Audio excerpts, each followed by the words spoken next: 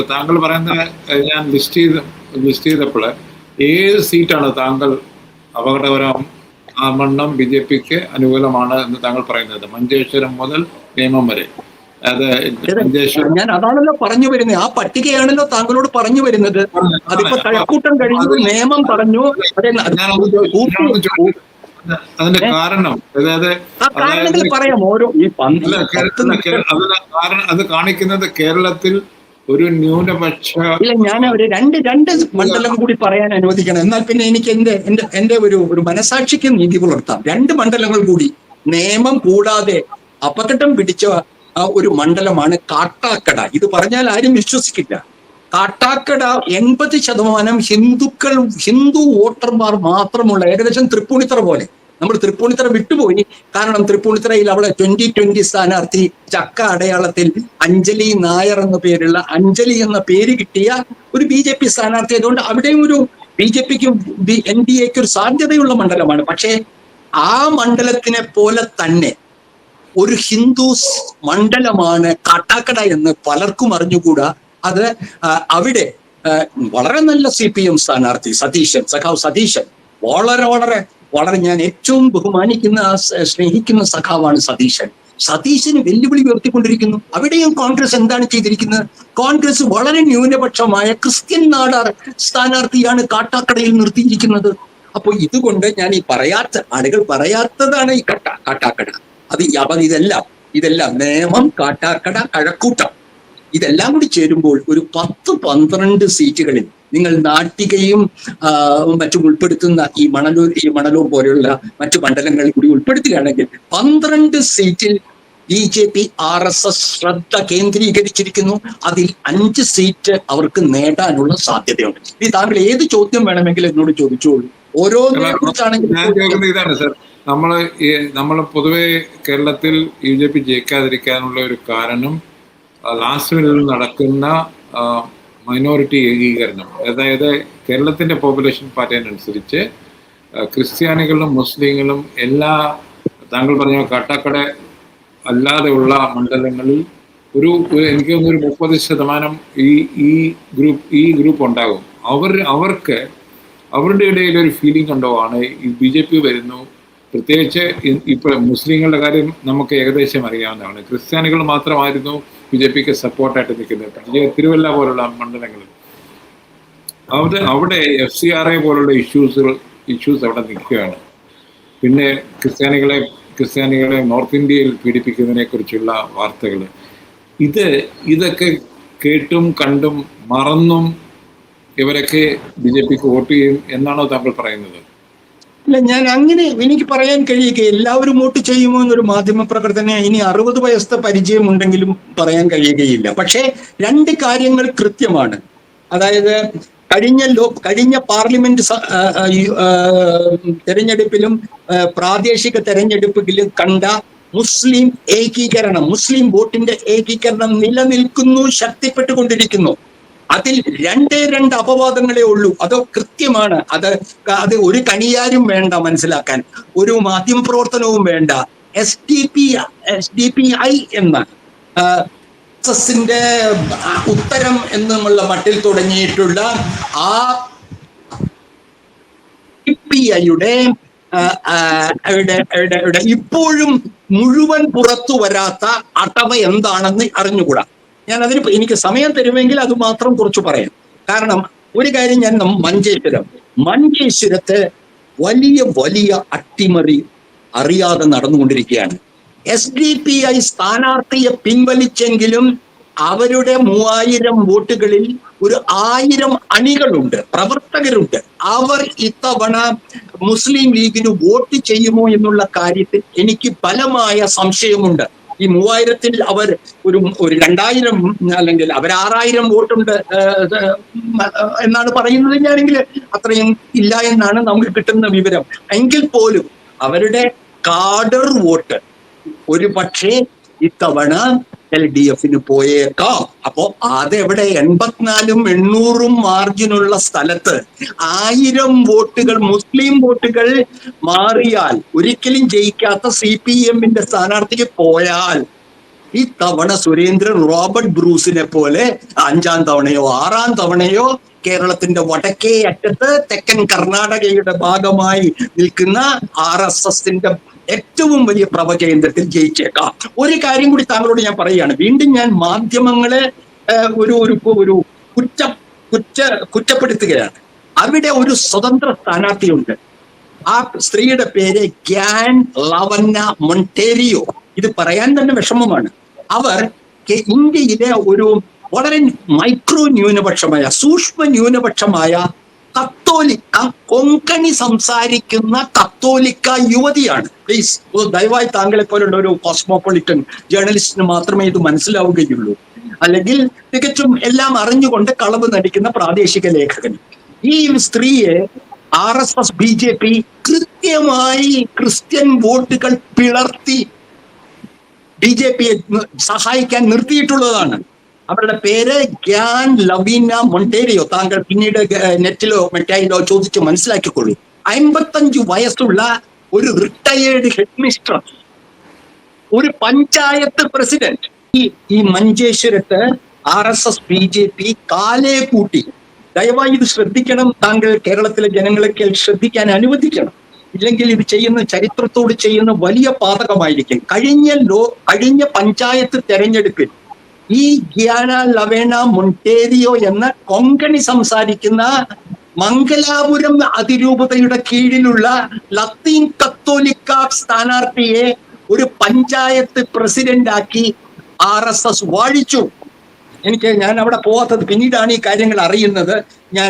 എന്റെ കൂട്ടുകാർ പോയിട്ട് പോലും അവർക്കിത് പറഞ്ഞു തരാൻ എനിക്ക് ആയില്ല. പിന്നീട് താങ്കൾക്ക് അറിയുന്ന ദ വീക്ക് എന്ന ആരും വായിക്കാത്ത ഇന്ത്യയിൽ തന്നെ വളരെ കുറച്ച് പേര് മാത്രം വായിക്കുന്ന ഇംഗ്ലീഷ് മാസികയുടെ 2 ദിവസം 3 ദിവസം മുമ്പുള്ള ഒരു ലേഖനത്തിലാണ് ഈ സ്ഥാനാർത്ഥിയെ പറ്റി ഞാൻ അറിയുന്നത്. എന്നിട്ടാണ് ഞാൻ ഇത് വിളിച്ചു ചോദിക്കുന്നത് അവിടെയുള്ള സുഹൃത്തും. അപ്പോൾ ഇത് വലിയ അപകടമാണ്. ഈ സ്ത്രീക്ക് 55 വയസ്സുണ്ട്.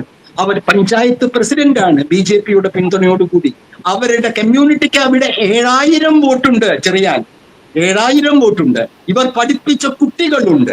അപ്പൊ എത്ര സമർത്ഥമായാണ്, പണം എത്ര ഇവർക്ക് കൊടുത്തിട്ടുണ്ടെന്നോ എത്ര ചിലവാക്കിയിട്ടുണ്ടെന്നോ എനിക്ക് അറിഞ്ഞുകൂടും. BJP ഇവർക്ക് എന്തെല്ലാം ചെയ്തു കൊടുത്തിട്ടുണ്ടെന്ന്. ഇവരവിടെ ഒരു സ്ഥാനാർത്ഥിയാണ്. കേരളത്തിലെ ഈ KP കേശവമേനോന്റെ മാമൻ മാപ്പിളയെന്നൊക്കെ പറഞ്ഞ് അവരുടെ പേരിൽ നടക്കുന്ന ദീപിക കത്തോലിക്ക പത്രം, ഇവരെന്താണ് ഈ സത്യം പറയാത്തത്? കേരളത്തിലെ ആദ്യത്തെ ഈ മഞ്ചേശ്വരത്തെ ഒരു RSS സ്ഥാനാർത്ഥി വിജയിക്കുന്നതിന്റെ കാരണങ്ങളിൽ ഇങ്ങനെ ഒരു മംഗലാപുരം ഡയോസിസിന്റെ കീഴിലുള്ള ഈ കമ്മ്യൂണിറ്റിയിലെ ഒരു സ്വതന്ത്ര സ്ഥാനാർത്ഥി ഉണ്ടെന്നുള്ള സത്യം വാസ്തവത്തിൽ discrediting for the entire fourth estate. അവർ എത്ര വോട്ട് പിടിക്കും? 7000-ൽ വേണ്ട, ഒരു 2000 പേർ അവർ അവരുടെ സ്വകാര്യമായിട്ടുള്ള സ്വാധീനം ഉപയോഗിച്ചുകൊണ്ടോ അവരുടെ അവിടെ ജയിച്ചില്ലേ സുരേന്ദ്രന് ജയിക്കാൻ ഇതെന്ത് വേണം? പിന്നെ ഒരു കാര്യം കൂടി, മൂന്നാമത്തെ ഒരു കാര്യം കൂടി പറഞ്ഞാൽ ഇതിന്റെ അപകടം താങ്കൾക്ക് കൃത്യമായി മനസ്സിലാവും. ഈ 2 ഫാക്ടേഴ്സ്, SDP-യുടെ കാഡർമാർ ലീഗിന് വോട്ട് ചെയ്യുന്നു, ഈ പറയുന്ന കൊങ്കണി കത്തോലിക്ക സ്ത്രീ എത്ര വോട്ട് പിടിക്കും, സാധാരണ UDF-ന് പോയിരുന്ന ക്രിസ്ത്യൻ വോട്ടുകൾ എത്ര പിടിക്കും. 3, ചരിത്രപരമായി BJPയെ തോൽപ്പിക്കാൻ വേണ്ടി ഒരു പാർട്ടി നേതൃത്വവും ആവശ്യപ്പെട്ടില്ലെങ്കിലും UDF-ന് വോട്ട് ചെയ്തിരുന്ന ഒരു വിഭാഗം ഇടതുപക്ഷ സഖാക്കളുണ്ട്. അങ്ങനെയാണ് പലപ്പോഴും UDF അവിടെ ജയിച്ചിരുന്നത്. അവർ പറയാറില്ല കമ്മ്യൂണിസ്റ്റ് സഹായത്തോടുകൂടി ജയിച്ചെന്ന് പറയാൻ കേരളത്തിലെ വലതുപക്ഷ ശക്തികൾക്ക് നാവ് പൊന്തിയിട്ടില്ല. പക്ഷെ എല്ലാവർക്കും അറിയാം അതാണ് സംഭവിച്ചുള്ളത്. ഇത്തവണ അതുണ്ടാവില്ല. കാരണം ഇത്തവണ BJP അങ്ങനെ ഒരു മുഖ്യ ശത്രുവായി കേരളത്തിലെ CPM-ന്റെ പ്രബല ഘടകം അണികളോട് പറഞ്ഞിട്ടില്ല. അത്തരത്തിലുള്ള ഒരു മൃദു ഹിന്ദുത്വ സമീപനത്തിന്റെ വക്താക്കളായിട്ടാണ് ഈ തെരഞ്ഞെടുപ്പിൽ അവർ അറിയപ്പെടുന്നത്. അതിന് കേരളം കൊടുക്കേണ്ട വില ഒരു പക്ഷേ മഞ്ചേശ്വരത്ത് സുരേന്ദ്രന്റെ വിജയമായി. സുരേന്ദ്രൻ അസംബ്ലിയിൽ വന്നാൽ ഇത് വരുന്ന രാജഗോപാൽ ഇരുന്ന പോലെ ആയിരിക്കില്ല എന്നും ചെറിയാൻ അറിയും, അല്ലെ? അപ്പൊ ഇതാണ് മതനിരപേക്ഷ കേരളത്തിന് അതിന്റെ സമാധാനം ആഗ്രഹിക്കുന്ന ഇടതുപക്ഷ വ്യത്യാസമില്ലാത്ത വലതുപക്ഷ വ്യത്യാസമില്ലാത്ത ആന്റി ഫാസിസ്റ്റുകൾക്ക്, ഫാസിസ്റ്റ് വിരുദ്ധരായിട്ടുള്ള മനസാക്ഷി സൂക്ഷിക്കുന്ന കേരളത്തിലെ മലയാളികൾക്കുള്ള വെല്ലുവിളിയാണ് മഞ്ചേശ്വരം. ഞാൻ അതുകൊണ്ട് ഞാൻ ഭാഗമായി ഇപ്പോൾ പ്രവർത്തിക്കുന്ന എന്റെ ഏക രാഷ്ട്രീയ പ്രവർത്തനം വേക്കപ്പ് കേരളം എന്ന് താങ്കൾ സൂചിപ്പിച്ച പോലെ ഒരു ചെറിയ പ്രസ്ഥാനം, നമ്മുടെ സച്ചിദാനന്ദൻ കവിയും ഡോക്ടർ ഖദീജയും സാറ ജോസഫും ടി ശ്രീയും അങ്ങനെ NS മാധവൻ, അങ്ങനെ ഞങ്ങളുടെ ഒരു ചെറിയ ഇടതുപക്ഷത്തുള്ളവരാണ് അധികം, എങ്കിൽ പോലും ഇടതുപക്ഷത്തിന്റെ കൂടെ ഒറ്റയ്ക്ക് നിന്നുകൊണ്ട് ഈ ഫാസിസത്തെ തുറന്നു കാട്ടി എതിർക്കാൻ പറ്റില്ല എന്ന് ബോധ്യമുള്ള ഒരു കൂട്ടർ അവർ മഞ്ചേശ്വരത്തും കാസർഗോഡും പോയിരുന്നു. പക്ഷെ അവരോട് പോലും ഈ അപകടം പറഞ്ഞില്ല. വളരെ വൈകിയാണ് ഈ വീക്ക് എന്ന മാസികയിലെ ഒരു ലേഖകൻ കഴിഞ്ഞ അതിന്റെ പുതിയ ഇഷ്യൂവിൽ ഇത് എഴുതുന്നത്. പിന്നീട് ഞാൻ വിളിച്ചു ചോദിച്ചപ്പോൾ അത് എല്ലാവരും, എനിക്കറിയുന്ന മഞ്ചേശ്വരത്തെ എല്ലാവരും പറഞ്ഞു, ഒന്നുകിൽ UDF ഇടപെടണം മംഗലാപുരം അതിരൂപതയും, അല്ലെങ്കിൽ നമ്മളെ പോലെയുള്ള സമാധാന പ്രേമികൾ ഈ സ്ത്രീയോട് പോയി പറയണം, നിങ്ങൾ മൂലം കേരളത്തിന്റെ മതനിരപേക്ഷ ഭൂപടം വികലമാക്കരുത് എന്ന് പറയണം. പക്ഷെ അതിനൊന്നും തയ്യാറില്ല. കൊച്ചി രാഷ്ട്രീയത്തിന്റെ മത്സരത്തിലും ഈ കൊഴുപ്പിലുമാണ് കേരളത്തിൽ പോയിക്കൊണ്ടിരിക്കുന്നത്. കേരളത്തിൽ എന്ത് താങ്കൾക്കറിയാമോ? ഈ മോഡി ഉണ്ടാക്കി വച്ച ഈ പാചകവാദത്തിന്റെ വില പോലും ചർച്ച ചെയ്യുന്നില്ല ഈ വലതുപക്ഷവും ഇടതുപക്ഷവും. എന്തൊരു നാണക്കേടാണ്. അല്ല, താങ്കൾ പറഞ്ഞ പോലെ തന്നെ പാചകവാദത്തിന്റെ വിലയുടെ കാര്യം യുദ്ധത്തില് മോഡി വന്ന് പറഞ്ഞു പോകുന്നു, ബാക്കി എല്ലാവരും പേടിപ്പിക്കുകയാണ്, നിങ്ങളുടെ ബന്ധുക്കൾ മിഡിൽ ഈസ്റ്റിലുണ്ട്, പേർഷ്യൻ ഗൾഫിലുണ്ട്, അവർക്ക് അപകടം വരും. അതാണ് കോൺഗ്രസും ബാക്കിയുള്ള പാർട്ടികളും പറയുന്നത്. കോൺഗ്രസും CPM ചെയ്യുന്നില്ലെങ്കിലും ഞാനൊരു ഉദാഹരണം പറയാം. ഞാനൊരു ഈ ഫാസിസ്റ്റ് വിരുദ്ധ ഏതോ ഒരു യോഗത്തിന് പോകുമ്പോൾ ഒരു ചായ കുടിക്കാൻ വേണ്ടി കയറി. വലിയ ഒരു KR എന്ന് പറയുന്ന വലിയൊരു സാമാന്യം തറിയക്കല്ലാത്ത ഹോട്ടൽ, ചായയില്ല. എന്നിട്ട് പറയുന്നത് 12 രൂപയുടെ ചായയില്ല, 80 രൂപയുടെ ജ്യൂസ് വേണമെങ്കിൽ കഴിക്കാം. ഇതാണ് കേരളത്തിൽ ഇപ്പോൾ നടക്കുന്ന സാധാരണ ജീവിതം. ഇതറിയാമോ? ഇത് ഈ പറയുന്ന ഈ സതീശനും പിണറായി വിജയനും ഇതറിയുന്നുണ്ടോ? കേരളത്തിലെ ദൈനംദിന ജീവിതം എങ്ങനെയാണ് പോയിക്കൊണ്ടിരിക്കുന്നതെന്ന്. അത് തെരഞ്ഞെടുപ്പിൽ ഒരു ഇഷ്യൂ ആക്കാൻ എന്തുകൊണ്ടാണ് സതീശനും ഗോവിന്ദ മാഷ്ക്കും മടി? കാരണം ഈ യുദ്ധത്തിലേക്ക് ഇറാനെതിരായി സ്വന്തം സുഹൃത്തായിരുന്ന ഇറാനെ ഒറ്റുകൊടുത്ത ടെലവീവിനും ട്രംപുമായി കൂട്ടുപിടിച്ച മോഡിയുടെ നയങ്ങളുടെ ഫലമായി എന്റെ വീട്ടിൽ ചോറ് വേവുന്നില്ല എന്ന് പറയാൻ അതിലും വലിയ എന്ത് രാഷ്ട്രീയമാണ് ഫാസിസത്തിനെതിരെ പറയാനുള്ളത്? അത് പറയാതെ അവിടെയാണ് നമുക്ക് ഇത് 30 മിനിറ്റ് ആയതുകൊണ്ട് നമുക്കിത് അവസാനിപ്പിക്കേണ്ടിയിരിക്കുന്നു. അവിടെയാണ് ഞാൻ മറ്റു മണ്ഡലങ്ങളിലേക്ക് സമയമില്ലാത്തത് കൊണ്ടാണ് ഞാൻ മഞ്ചേശ്വരം പറഞ്ഞത് ഇപ്പോഴും അത് രക്ഷിക്കാൻ കഴിയും. സർ, അത് വളരെ ക്ലിയർ ആണ്. ഞാൻ സംഹരിക്കാൻ വേണ്ടി പറയുകയാണ്. അതായത് താങ്കളും ഞാനും എഗ്രി ചെയ്യുന്ന ഒരു സംഗതിയുണ്ട്. കേരളത്തിൽ മഞ്ചേശ്വരത്തോ അല്ലെങ്കിൽ ബാക്കിയുള്ളിടത്തോ BJP വിജയിക്കുവാണെങ്കിൽ അതിന് കാരണം മതനിരപേക്ഷ പാർട്ടികൾ എന്ന് പറയുന്നവരുടെ അവരുടെ വിശ്വാസങ്ങളെ നേരാമണ്ണം മുമ്പോട്ട് കൊണ്ടുപോകാത്തത്.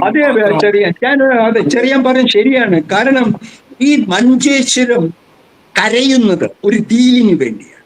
മഞ്ചേശ്വരം കരയുന്നത്, മതനിരപേക്ഷ മഞ്ചേശ്വരം കരയുന്നത് ഒരു ഡീലിന് വേണ്ടിയാണ്. CPM-ഉം കോൺഗ്രസും തമ്മിലുള്ള ഒരു ഡീൽ. ആ ഡീൽ ഒരുപക്ഷെ മഞ്ചേശ്വരത്തെ രക്ഷിക്കും, ഒരുപക്ഷെ കേരളത്തെ രക്ഷിക്കും. ആ ഡീൽ ഒരു മഹത്തായ വിസ്മയമല്ല, അത് അഭിമാനത്തിന്റെ ഡീലായിരിക്കും. അതൊരു പ്രഹേളിക പോലെ ആകാതിരിക്കട്ടെ, അത് യഥാർത്ഥമാകട്ടെ. പാർട്ടികൾ ചെയ്തില്ലെങ്കിലും എനിക്ക് തോന്നുന്നത് കേരളത്തിലെ മതനിരപേക്ഷത വോട്ടർമാരെ ചെയ്യട്ടെ എന്ന് ആശിച്ചുകൊണ്ട് നിർത്തുന്നു. നന്ദി, നമസ്കാരം.